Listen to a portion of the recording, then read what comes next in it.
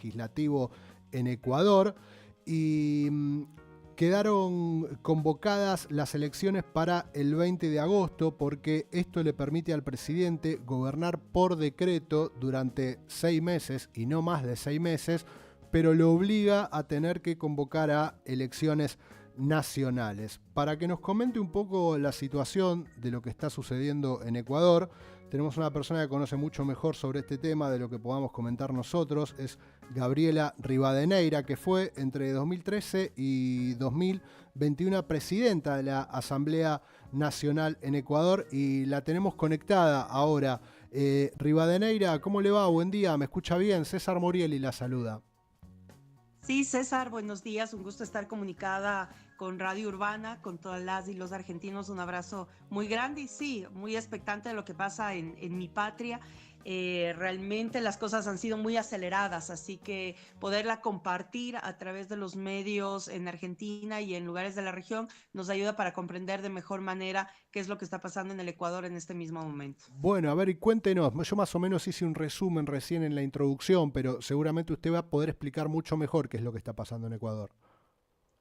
Rápidamente, como para poner en contexto, el presidente Guillermo Lasso se enfrentaba en la Asamblea Nacional a un juicio político que fue emprendido por algunas bancadas legislativas, entre esas la bancada de la Revolución Ciudadana, por nexos con mafias, con ciertas mafias, especialmente la mafia albanesa, y actos de corrupción en el que estaría incurriendo desde Carondelet, él y algunas personas cercanas de su equipo y de su familia, lo cual le enfrentó a un juicio político en la Asamblea. La semana anterior, justamente el presidente Lasso estuvo en la Asamblea Nacional rindiendo versión, sin embargo, se estarían garantizando los votos para su destitución. Frente a la posibilidad de su destitución, Ujú. es que él invoca un artículo de la Constitución que tiene que ver con la disolución del Parlamento y convocatoria de elecciones generales. En este caso, esta figura se denomina muerte cruzada porque puede ser usada tanto por el Ejecutivo como por el Legislativo. En este caso, al ser utilizada por el Ejecutivo, se disolvió de manera inmediata la Asamblea Nacional. El día miércoles amaneció ya cerrada y militarizada y él pasa a gobernar en el máximo, como bien lo decías, César, de 6 meses Ujú. bajo decreto, lo que es realmente peligroso para el pueblo ecuatoriano, porque ahora estamos pasando una crisis sostenida, tal vez la más compleja de la vida republicana de nuestro país, una crisis económica, migratoria, inseguridad, de tal manera que él gobierne solo bajo decreto por 6 meses nos pone en serias dudas de cuáles son las verdaderas intenciones en cuanto a reformas legales que les permita seguir en lo tributario y en lo económico, pues saqueando las arcas del Estado. Mm. Y en ese sentido, pues ya están convocadas o se anunció la convocatoria ya de las elecciones generales por parte del órgano electoral. El 24, es decir, este miércoles, se presenta el calendario electoral ya cerrado y las organizaciones políticas en tiempo récord deberemos presentar candidaturas para presidente, vicepresidente y 137 parlamentarios, recordando que en Ecuador el Parlamento es unicameral. Las elecciones son el 20 de agosto, tengo yo punteado acá, ¿esa fecha ya está definida? Esa sería la primera vuelta, sin Claro. embargo hay detalles dentro del calendario electoral que tienen que ser detallados y se los presentará el miércoles, ha anunciado la presidenta del órgano electoral, pero sí tendríamos en agosto primera vuelta y esperamos que se cierre ahí el proceso porque sería posesión de manera inmediata, si no sería la segunda vuelta para octubre, teniendo posesión de las nuevas autoridades en noviembre. Eh, Usted me decía que el panorama daba para que la Asamblea vote la destitución de Lasso. ¿Eso ya estaba más o menos definido? ¿Cuál es la situación de las acusaciones que caen sobre Lasso? La acusación es un juicio político por corrupción. Cuando fue el presidente Lasso al Parlamento, pues lo que hizo fue una rendición de cuentas y un ofrecimiento de campaña prácticamente. No hizo ningún descargo sobre los casos de acusación y eso habría garantizado los 92 votos. Esto fue martes. Esto fue martes en la Asamblea Nacional, se anunciaba que el sábado se votaría la destitución del presidente, él amanece miércoles ya con la muerte cruzada en mano y la Con esto. destitución o disolución de la Asamblea. Entonces fue una carta desesperada frente a su evidente destitución la que le motivó, digamos, a esta acción. la cual nos puso a todo el país acelerado, tanto por el lado electoral, pero insisto mucho en esto también, poner Mm. mucho ojo en las decisiones que pudiera tomar sin contrarrestar o sin contrapeso de ninguna otra función durante 6 meses, lo que es peligroso. En 2 años ha acabado con la patria, pues en 6 meses no podemos imaginar todo lo que podría ser gobernando de manera Eh, individual y autónoma. a eso iba justamente, esa era la próxima pregunta. ¿Qué sospecha usted que puede definir por decreto en estos meses Lasso? ¿Cuál es la agenda que tiene el presidente? Ha anunciado ciertas reformas tributarias que en el ámbito económico no fueron pasadas por la Asamblea Nacional hace meses atrás porque tenían inconsistencias. Entonces ha anunciado que retomaría el plan tributario, lo cual quiere decir mayor excepción de pago de impuestos para clases altas, empresariados, etcétera.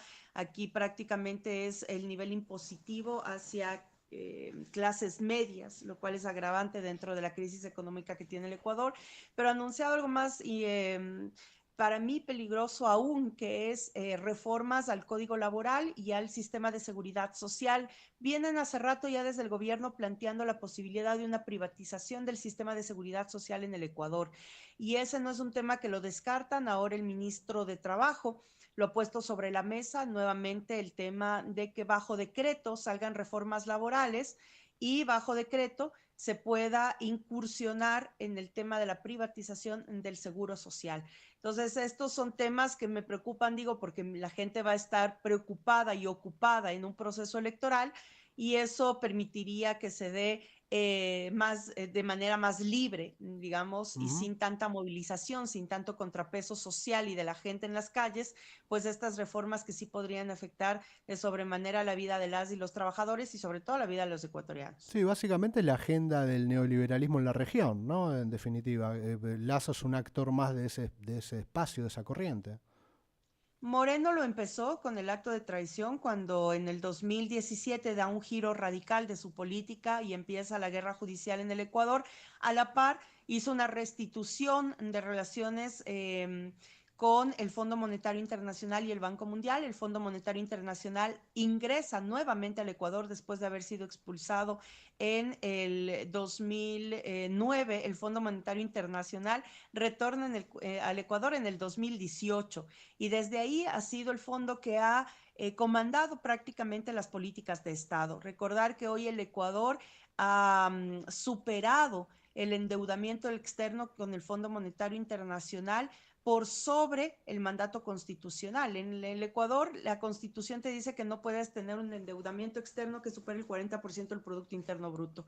Hoy el endeudamiento del Ecuador, por cifras del propio Fondo Monetario Internacional, se encuentra en el 49%, subiendo al 53%. Mm. Nadie sabe dónde están los recursos del Fondo Monetario Internacional, simplemente que la Reserva Internacional Ecuatoriana, que tiene más de 6.000 millones de dólares en un banco de Suiza, ha sido utilizada para la compra de bonos de deuda externa. Es ese jugarreta que te hacen de manera permanente y en Argentina lo conocen muy bien, Sí. quiénes son acreedores de bonos, acreedores de deuda, cómo se pagan esos bonos y deuda con fondos públicos y en este caso pues es la última movida económica que ha hecho a nivel internacional. Sin embargo, es obvio que la receta del Fondo Monetario Internacional está absolutamente vigente y viva y comandando la política económica del Ecuador. Claro, por eso queríamos hablar con vos, porque vemos que hay una agenda y una foto muy parecida en muchos países de Latinoamérica y está bueno que vos nos cuentes la situación en Ecuador. Ahora, ¿cuál es el panorama, más allá de la alerta que vos planteás durante estos 6 meses, cuál es el panorama electoral para agosto? ¿Ya hay ofertas electorales confirmadas o todavía no están cerradas? Por parte de la Revolución Ciudadana, en estos días se definirá quiénes son los que van a estar en papeleta. Sin embargo, ya se ha hecho anuncios de otros partidos y organizaciones políticas, especialmente de derecha. El día de ayer, una coalición de partidos de derecha liderada por el Partido Social Cristiano, que es como el partido histórico de derecha ecuatoriano, pues se ha adherido a la candidatura de Jan Topic, que es un joven hijo de un empresario, un mercenario, y lo podemos decir como tal porque ha Mm, sido combatiente en diferentes guerras, incluyendo la última de Ucrania. Él es una persona que no duda públicamente en reafirmar su postura mucho más allá del plan buquelista regional, es directamente un tema bélico de control territorial, lo cual es altamente preocupante, y esa es la candidatura que se encuentra en firme en este momento por parte de este sector de la derecha ecuatoriana. El partido de gobierno todavía no ha hecho ningún anuncio, pues es un partido que está muy desgastado y claro. deslegitimado por la misma participación del presidente Lazo, que actualmente tiene menos del 11% de credibilidad y aceptación. Y por otro lado, tienes a otro actor de la política que es un abogado que ha sido uno de los detractores, digamos, o parte, más bien dicho, de la guerra judicial en el Ecuador, que es Villavicencio. Y por parte de la izquierda, tendrías nuevamente a un Yacu, digamos, de la izquierda entre comillas, Mm, porque bien se sabe que este personaje trabaja directamente con los Estados Unidos, que es Yacu Pérez, y por otro lado, la CONAIE dirigida por Leonidas Issa, que es un cuadro político que ha tomado muchísima relevancia en la política ecuatoriana en estos tiempos, con los que esperamos realmente se pueda hablar para ir en una gran coalición de izquierda a enfrentar esta campaña electoral. Como correísmo no nos interesa para nada ir solos a una contienda, como correísmo nos interesa la patria, por lo tanto, el generar un marco más amplio de alianzas estratégicas con sectores de izquierda y de centro que permita realmente la recuperación de un plan nacional es nuestro objetivo ahora. Y sí nos preocupa realmente que en papeleta o en esta campaña estemos disputando con lo más fascistoide que existe de la plana ecuatoriana, que es justamente esta candidatura sí. de este mercenario de apellido Topic, que es el que se presenta ya para el Ecuador. Claro, básicamente el escenario es similar entonces al que tenemos acá y en otros países también, que es la radicalización ante una crisis, ¿no? Que la sociedad elija radicalizarse todavía más hacia la derecha. Ustedes intentan evitar eso.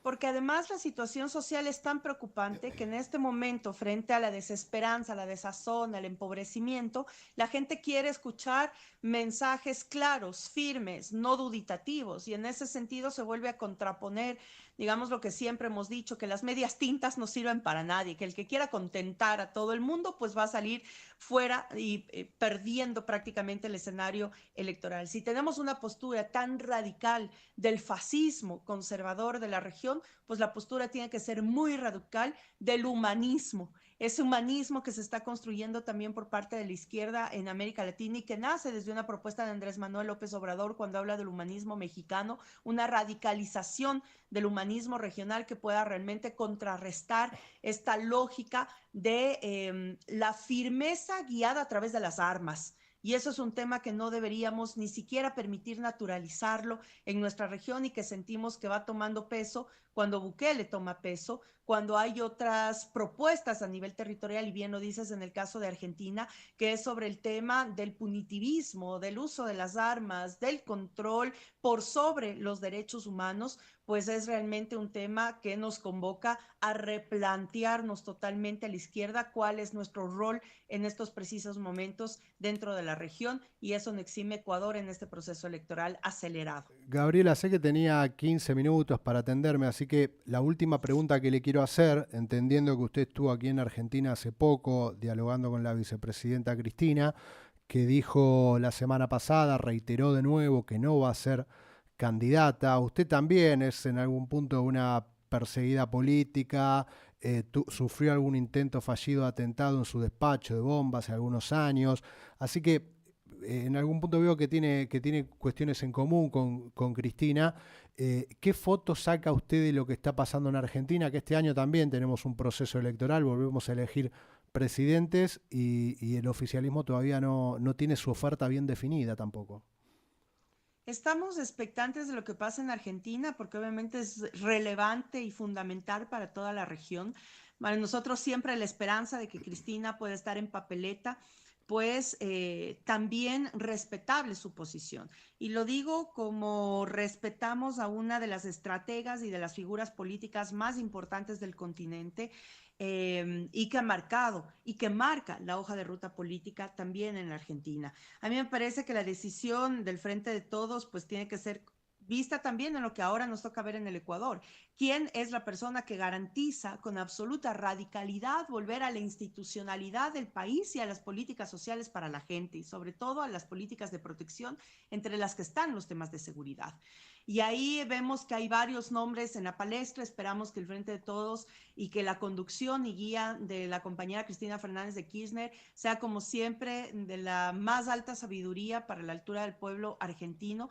Sin embargo, ahí se está encontrando, digamos, un choque o una fuerza de choque de la derecha también compleja. No hay que perder de vista ni hay que subestimar a los que están en el otro lado de la orilla.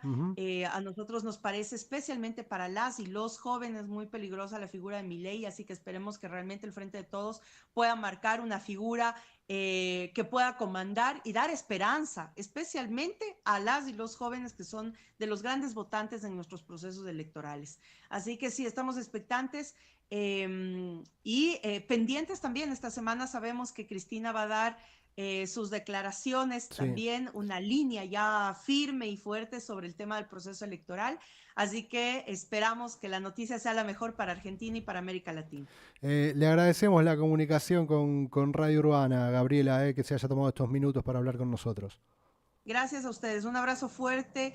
Fuerza Argentina, fuerza Ecuador, fuerza Patria Grande, y a saber que siempre hay esperanza, que al final del túnel siempre hay luz. Así que bueno, un abrazo fuerte y hasta una próxima. Muy bien, hasta la próxima. Hablábamos con Gabriela Rivadeneira, que fue presidenta de la Asamblea Nacional en Ecuador, dándonos un poco el panorama de lo que está pasando en ese país a partir de la decisión del presidente Guillermo Lasso de declarar la muerte cruzada y de esta manera suspender la actividad de la Asamblea Nacional, que es el poder legislativo que funciona unicameralmente, según nos explicaba muy bien Gabriela recién, y que esto le permite al presidente gobernar por decreto por hasta 6 meses. Así que ya están convocadas las nuevas elecciones en Ecuador para el 20 de agosto, pero falta delinear todavía todo el calendario electoral. Agrego a lo que decía Gabriela que el peligro de la irrupción de Milei ya lo conocemos, corre la agenda más hacia la extrema derecha, pero también hay un peligro sobre las propuestas que plantean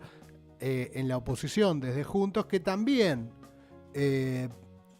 pueden mostrarse como una fuerza democrática, de hecho lo son, y republicana, de hecho lo son, pero que tienen una agenda que es similar a la que tiene ahora Lasso en Ecuador o a la que tienen tantos otros referentes en América Latina. Entonces, en esa confusión de no voy a votar a Milei, pero puedo votar a estos otros, y por ahí también terminás votando en contra de los intereses populares, pero es algo que nosotros acá debatimos todos los días y ustedes ya lo saben.